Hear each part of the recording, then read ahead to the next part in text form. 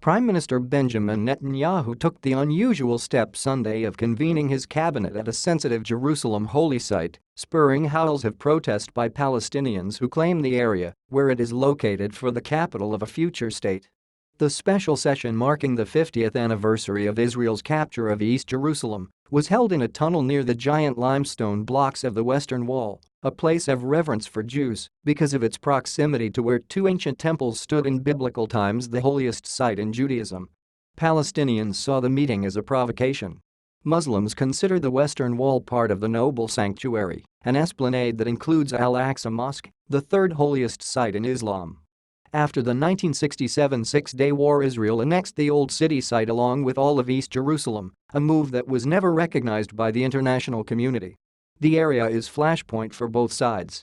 Netanyahu's decision in 1996 to open a new tunnel entrance spurred days of violence in the West Bank that left about 100 Palestinians and more than a dozen Israelis dead.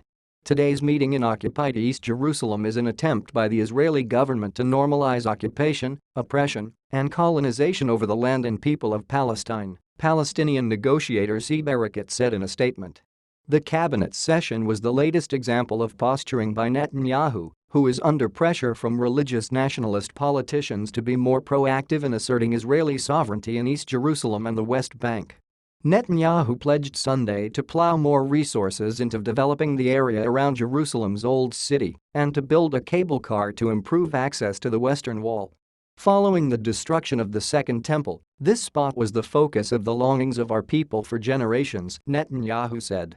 Thousands of years have passed, the Jewish people returned to their land, established a state, and are now building its unified capital. If carried out, Israel's plans could upset a delicate status quo in the Old City, said Ofer Zaltzberg, an analyst at the International Crisis Group.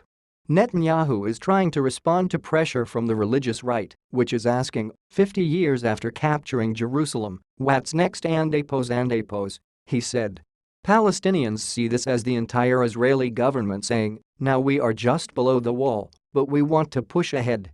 Israeli celebrations of the reunification of Jerusalem kicked off a week ago, with Netanyahu vowing at a festive ceremony that Israel would never relinquish control over the Old City. The following day, President Trump became the first sitting U.S. president in more than a century to visit the Western Wall and the Church of the Holy Sepulchre, believed to mark the site of Jesus' Andepos crucifixion. Israelis viewed the gesture as tacit recognition of their control over East Jerusalem, even though the White House declined a request for Netanyahu to join the president, in keeping with U.S. policy that the status of the Old City is a subject for peace negotiations.